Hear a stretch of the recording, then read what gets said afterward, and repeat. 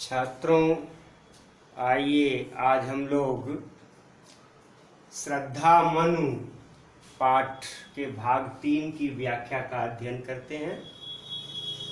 तो सबसे पहले पाठ करते हैं। देखिए, ओह वह मुख पश्चिम के व्योम, बीच जब घिरते हो घनश्याम, अरुण रवि मंडल उनको भेद, दिखाई देता हो छविधाम। मनु उस अपूर्व सुंदरी श्रद्धा के मुखाकृति के सौंदर्य का वर्णन करते हैं। मनु देखते हैं कि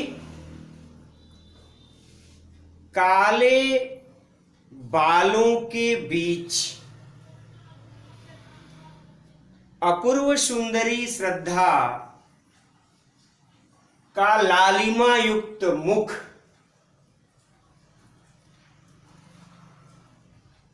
ऐसा सुशोभित हो रहा था जैसे पश्चिम आकाश में काले बादलों का समूह जब घिर आता है तब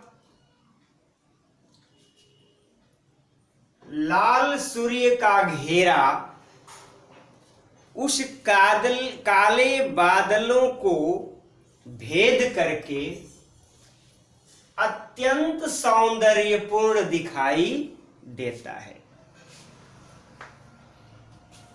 व्योम का अर्थ यहां आकाश हो गया। घिरते हो, बादलों का घेरा अर्थ यहां होगा, और एक अर्थ और भी होगा, सूर्य ढलते समय और भी लाल हो जाता है। तो सूर्य का ढलना, इससे भी यहां अर्थ लिया जाएगा।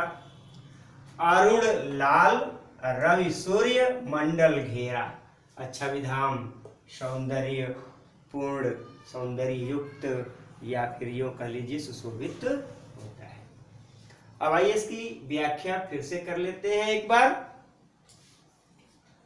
कवि कहता है कि मनु जब उस अपूर्व सुंदरी श्रद्धा को देखते हैं तो उसके लालिमा युक्त मुख की आकृति काले बालों के बीच में ऐसे सुशोभित होती है जैसे पश्चिम के आकाश में बादलों का समूह घिरा हो, तब ढलते समय लाल सूर्य का घेरा उन बादलों को भेद कर अत्यंत सौंदर्य से युक्त दिखाई देता है। यानी काले बालों के बीच में लालिमा युक्त सौंदर्य से परिपूर्ण अपूर्व सुंदरी श्रद्धा का मुख ऐसा दिखाई दे रहा था, ऐसा सुशोभित हो रहा था जैसे पश्चिम के आकाश में सूर्य के ढलते समय बादलों के बीच सूर्य का वह लाल घेरा उन बादलों को भेद करके अत्यंत सौंदर्य युक्त दिखाई देता है, सौंदर्य से परिपूर्ण दिखाई देता है। अब आइए दूसरे छंद पर चलते हैं। दूसरा छंद है, देखिए, घिर रहे थे घुघराले बाल, अंश अवलंबित मुख के पास, नील घन सावक से सुकुमार, सुधा भरने को विदु के पास। घिर रहे थे अर्थात लटक रहे थे, घिरना, लटकना। घुघराले बालों को अत्यंत, घुघराले बालों की प्रशंसा होती है, उसे अच्छा माना जाता है सौंदर्य की दृष्टि से। अंश होता है कंधा, अंश अवलंबित सहारा, कंधे का सहारा लेकर मुख के पास। नील, नील, नीले और घन बादल, नीले बादलों के, बादल के सावक टुकड़ा, यहां अर्थ आएगा। सावक का तो यहां बच्चा होता है, बच्चे से लिया जाता है, लेकिन यहां टुकड़ा होगा। नीले बादल के टुकड़ों के समान, सुकुमार, अत्यंत कोमल टुकड़ों के समान। सुधा, अमृत रस भरने को विधु के पास। ऐसा माना जाता है कि चंद्रमा की जो शीतलता है वो अमृत तुल्य होती है, तो विधु के पास, विधु अर्थात चंद्रमा के पास।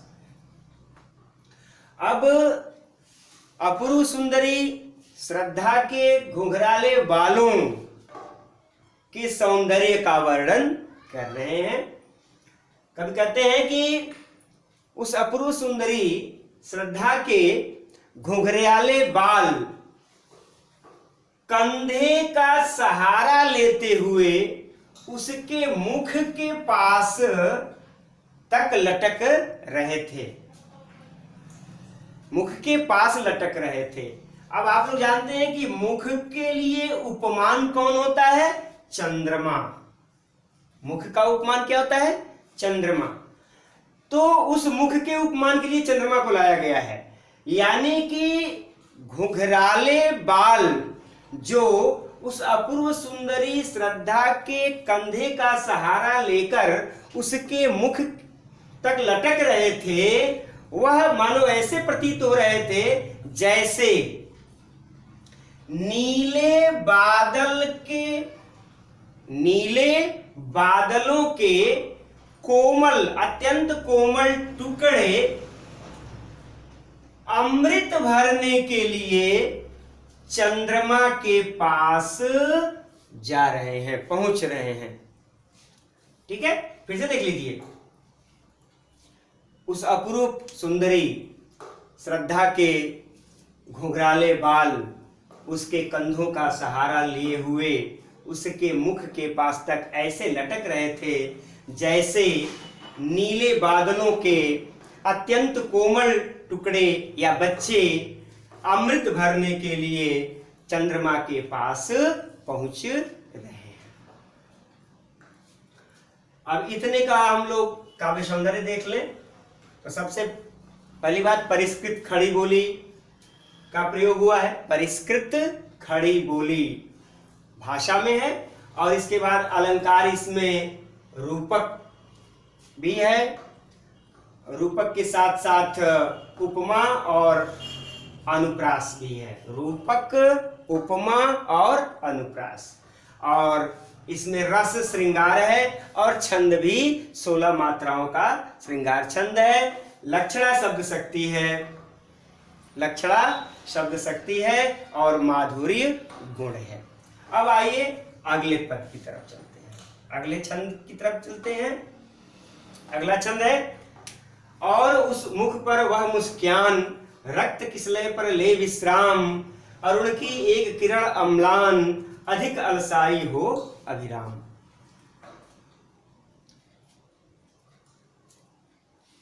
प्रस्तुत पंक्तियों में कहते हैं कि जो श्रद्धा के चेहरे पर मुस्कान है, उस मुस्कान के लिए सूर्य की रक्तिम, सूर्य की लाल किरणों, जो किरणें जो रक्तिम कोपल पर विश्राम करती हैं, उसका उपमान उन्होंने दिया है।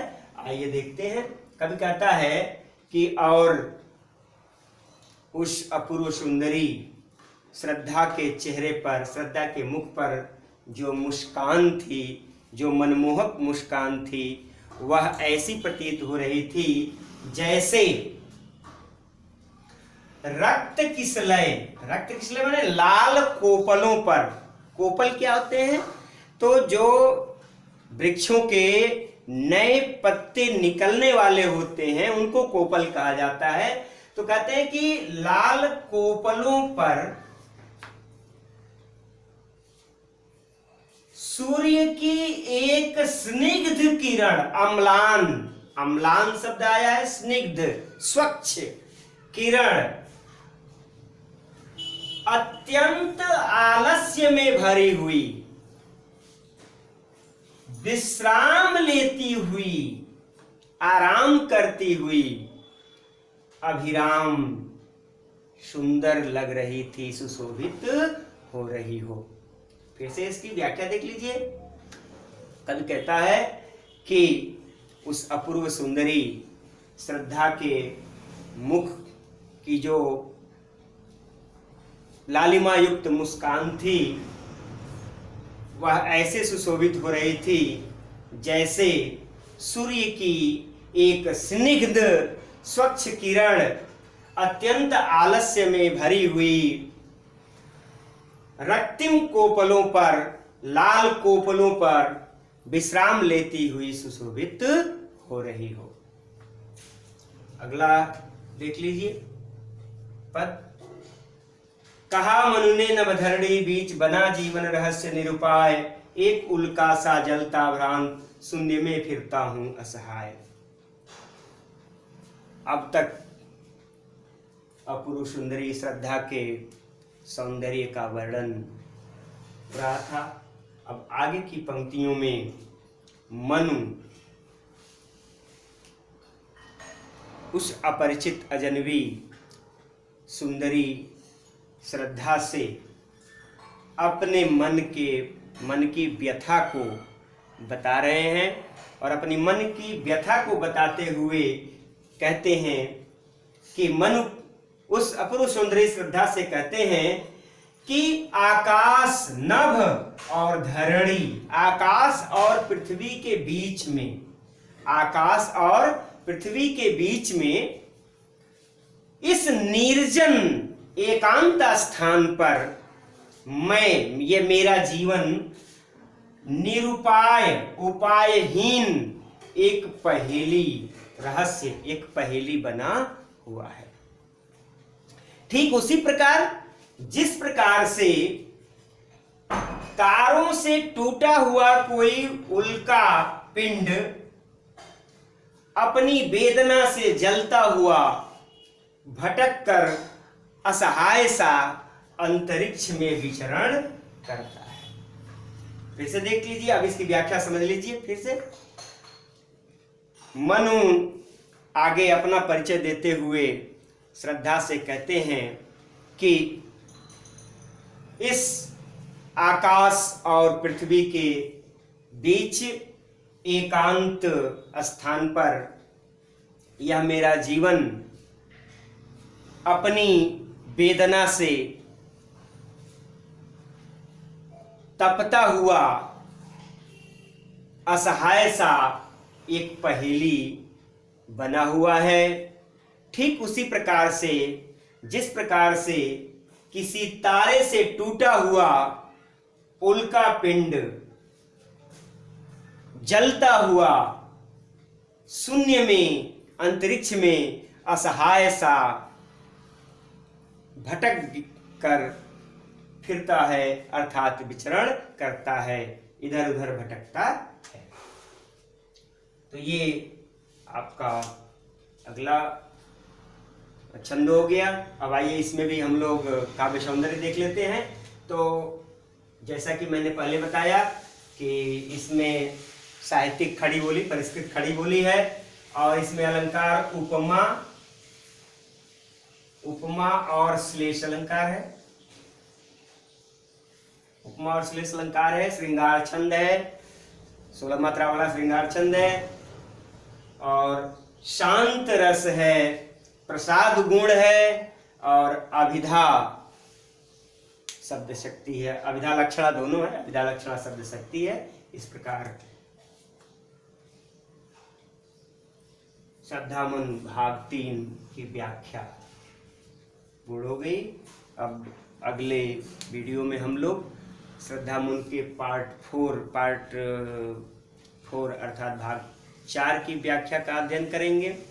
फिर मैं आप लोगों को बता देता हूं कि मैंने छोटा छोटा वीडियो इसलिए बनाया है ताकि आप लोगों को पाठ को, व्याख्या को समझने में आसानी होगी।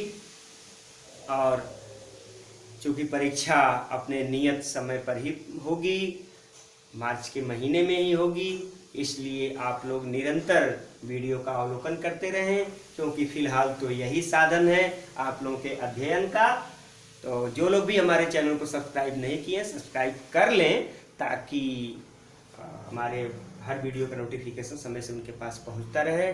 मेरे लिंक भेजने की आवश्यकता उन्हें न पड़े, और शेयर करते रहें ताकि ज़्यादा से ज़्यादा बच्चे लाभान्वित हो सकें।